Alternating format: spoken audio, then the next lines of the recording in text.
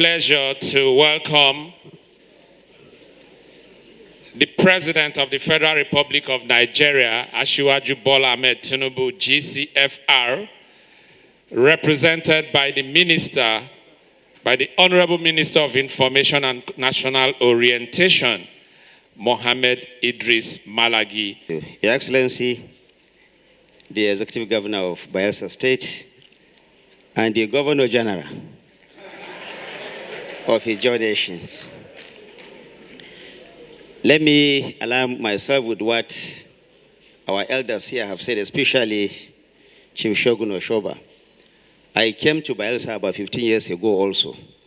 And believe you me, when I was driving through, I was wondering whether it is the same Bayelsa that I know. And when you visited the president 2 days ago, and the president was commending the effort that you are making here, it is when I came here this morning that I truly saw the transformation that has taken place in Bayelsa. You have to keep it on.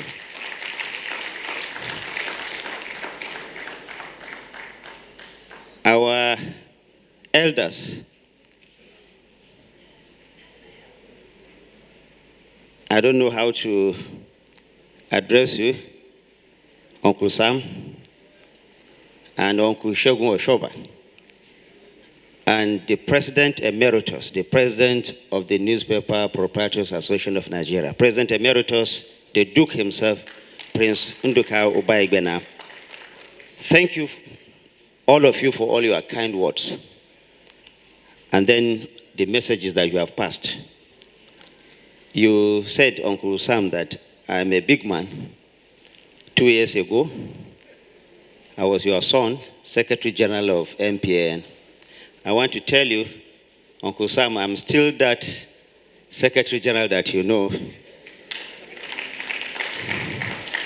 A son can never grow bigger than his father.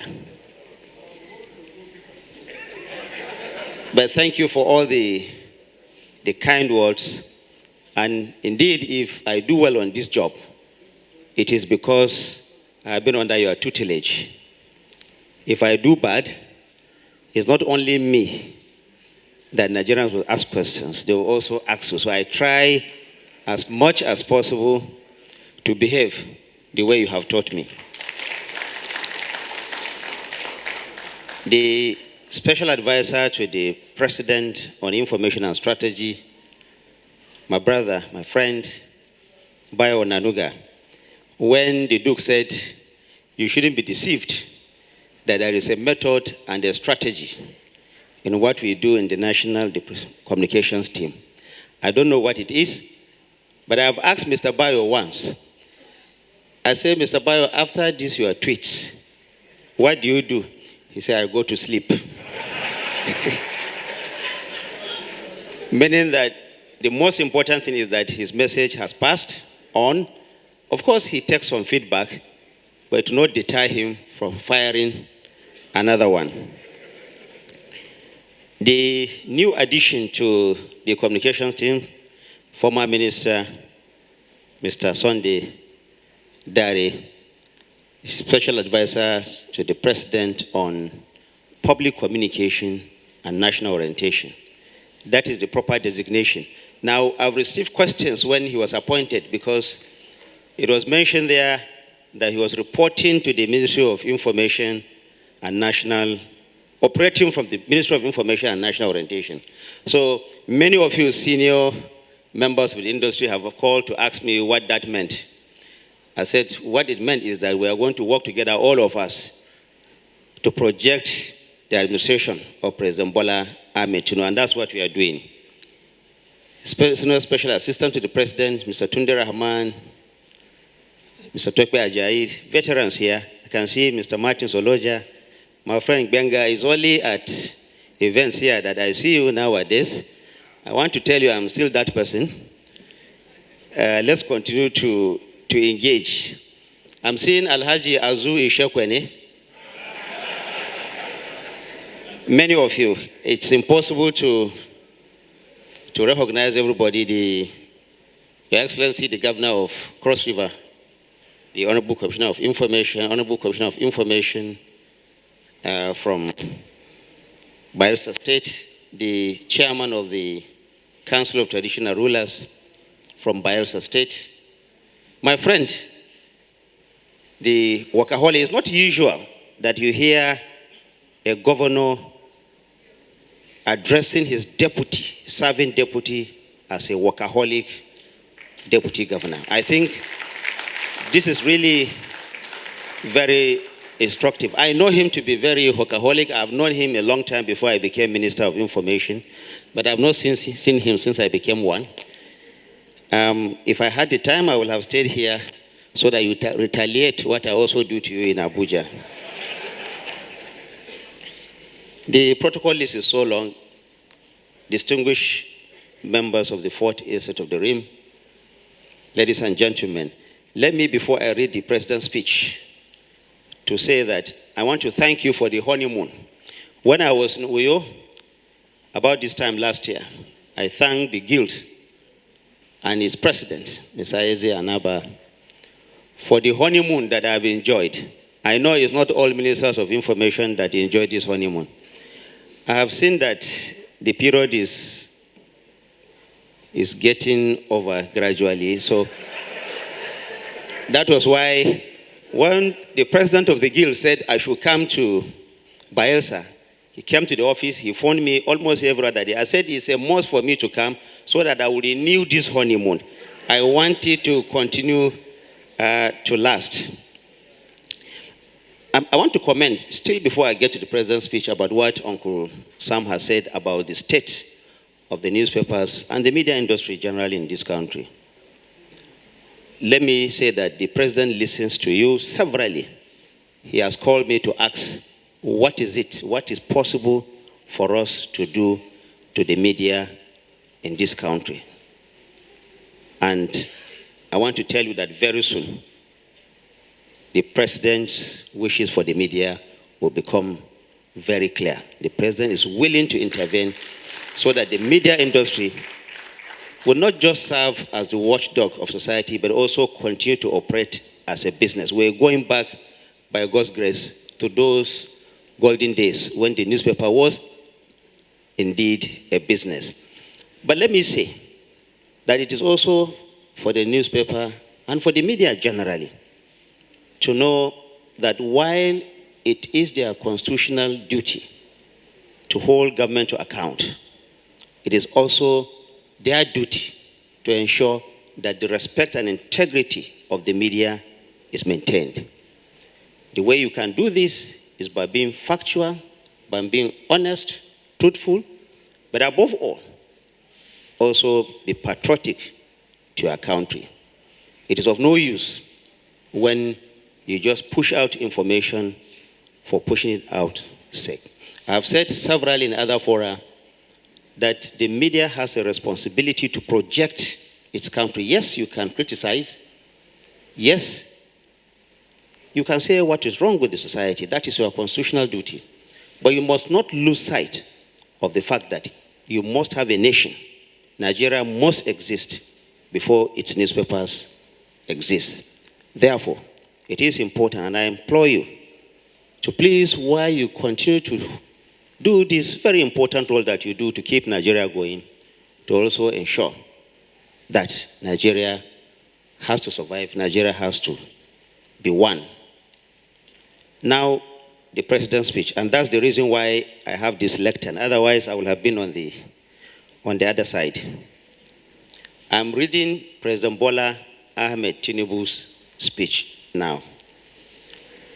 I'm delighted by this opportunity to address a distinguished audience of editors, journalists, and leaders of thought on this occasion of the annual conference of the Nigerian Guild of Editors. I thank the Guild for the invitation extended to me by the esteemed Fourth Estate of the Rim. I will start by saluting your long-standing legacy of deeply committed contributions to nation building. Democracy that we enjoy today will not be possible without the media. And I say this as someone who was privileged to be in the thick of the pro-democracy struggle with a front row view of how it all played out. Indeed, in this room are very many veteran journalists who played very important roles in ushering in the age of enduring democracy in Nigeria. I salute your individual and collective efforts, not just at that time, but even right through to today, as we celebrate a quarter of a century of unbroken democratic experience in Nigeria. In any thriving democracy, the roles of government and the media are intertwined, both essential in serving the public interest. And of course, the media has a duty to hold elected and appointed officials accountable and ensure that we are doing our work in a manner that strengthens democracy, not weaken it. That important work must be done in a spirit of mutual respect and collaboration, not recrimination and opposition. The alignment enables us to achieve common goals that benefit the society at large. Indeed, our roles are most effective when they are not adversarial, but cooperative. Now, what the President seeks to say is that, like I said earlier, for you to continue to maintain that right balance, it is essential that you don't see your government as being in opposition. The media and the government are not mutually exclusive. They are one and must be seen as one, working together for the advancement of democracy. By viewing each other as allies in nation building, we can create an environment where transparency, accountability, and mutual respect thrive together. Together, the government and the media can empower its citizens, strengthen democratic institutions, and build a more informed and resilient society. As we gather to discuss a theme that is both timely and urgent, I quote, economic growth and development strategies in a resource-rich country. We find ourselves at a critical juncture in our nation's journey towards sustainable growth and prosperity. Nigeria is a richly endowed country with human and natural resources that could place us among the world's most prosperous nations. The age-old question, however, is how do we translate these resources into meaningful growth and development? This is a question that I believe Nigerians elected me to answer decisively almost 18 months ago. And it is the question that has fueled my vision for a country that truly lives up to its full potential, that leaves none of its people behind in poverty and disease, and that is overwhelmingly respected on the global stage. The last 18 months have been spent laying the foundation for this compelling vision for our great country. That is what the Renewed Hope Agenda is all about. Rekindling the hope and faith of all Nigerians in the ability of their country to flourish and to in turn provide an environment that allows everyone in it to flourish just as much.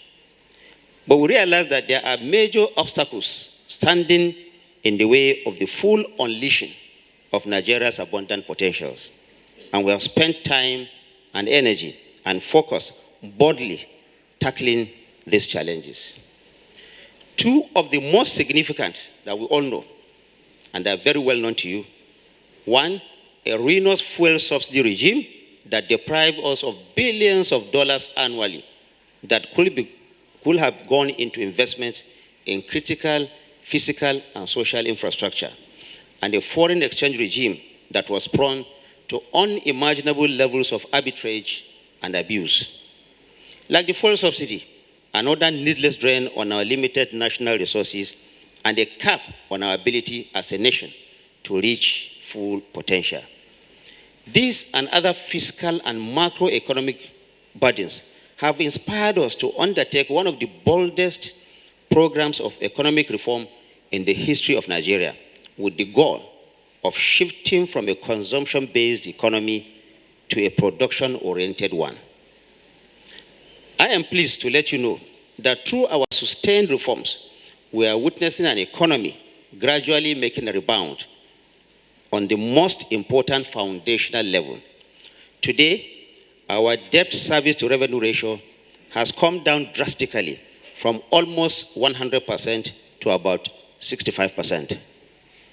Similarly, the revenues accruing to the three tiers of government, federal, state, and local government, have grown exponentially, with more funds going into the provision of social services and investment, as well as the provision of infrastructure and social security.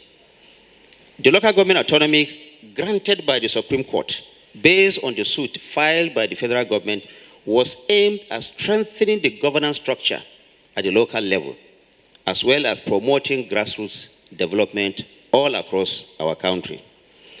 A new minimum wage of 70,000 naira has taken off across all federal government establishments, with many of the state governments committing to implement SEM. Over 46,000 students are benefiting from the Nigerian Education Loan Fund across 59 institutions in this country, with a disbursement of over 5 billion naira. The first batch of the 500,000 civil servants is also set to become beneficiaries of the consumer credit, with the release of about 100 billion naira by the federal government. While oil remains a significant source of revenue for Nigeria, we are investing heavily in other sectors to diversify our economy for sustainable growth. For example, the launch of the presidential initiative on the CNG, the compressed natural gas, is a deliberate strategy to harness our abundant gas resources and also to foster a clean and healthy environment for our citizens. This initiative has unlocked close to $200 billion in private sector investment in the last 1 year alone. There are several more signature initiatives like this, all aimed at bringing economic relief to the Nigerian people and fueling a chapter of industrialization and prosperity, the likes of which we have never seen before. There is the Presidential Loans and Grant Scheme, the Consumer Credit Corporation Initiative, the Renewed Hope Housing and Estates Initiative, the Renewed Hope Infrastructure Development Fund, the Presidential Unlocking Health Value Chains Initiative, among many other initiatives. Each one, of course, designed to be targeted intervention that will deliver sustained results in the lives and livelihoods of tens of millions of expectant Nigerians. Our administration, ladies and gentlemen, has also prioritized the development of roads, railways, and upgrading of our ports to unlock economic opportunities across all regions of the country.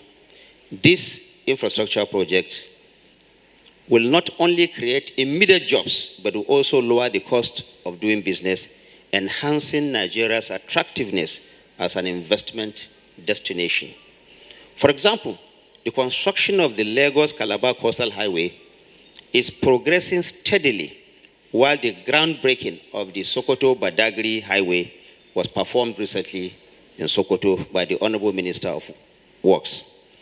Of the 330 bridges and roads that were earmarked in the 2023 budget, over 85% of them have been completed, and new ones are already in the pipeline. Now, the media is not left out of the Renewed Hope agenda.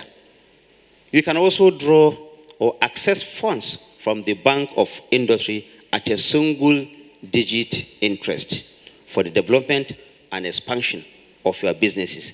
This, of course, is without prejudice to the effort we are making to ensure that the media stays in business in this country. Ladies and gentlemen, our goal is to ensure that the benefits of growth reach every Nigerian, especially those who have been marginalized.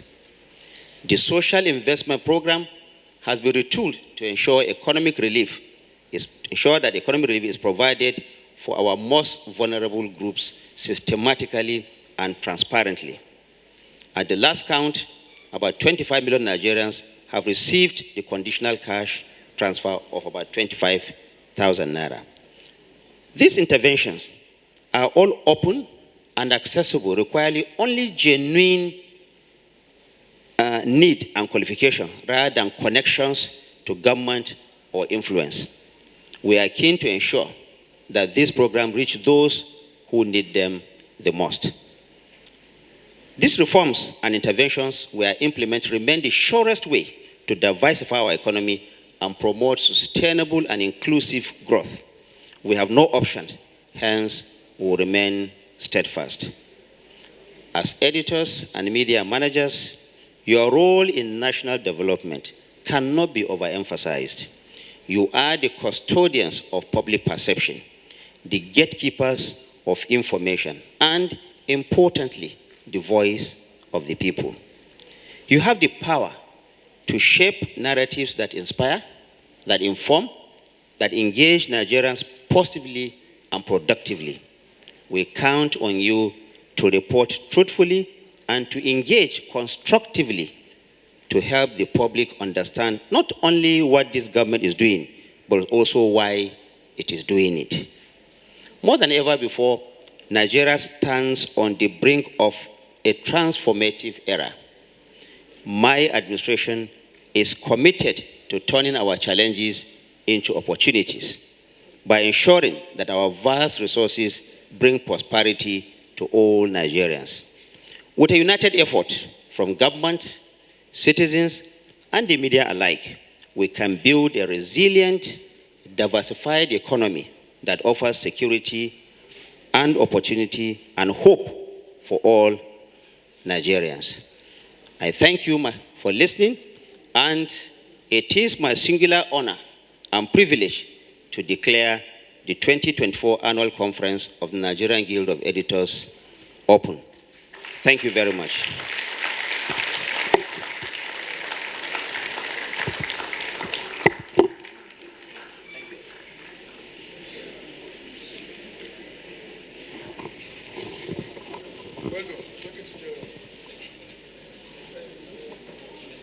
Distinguished ladies and gentlemen, the voice is that of the Honorable Minister for Information and National Orientation, Muhammad Idris Malaji, but the message is from the President of the Federal Republic of Nigeria, His Excellency Asiwaju Bola Ahmed Tinubu, GCFR.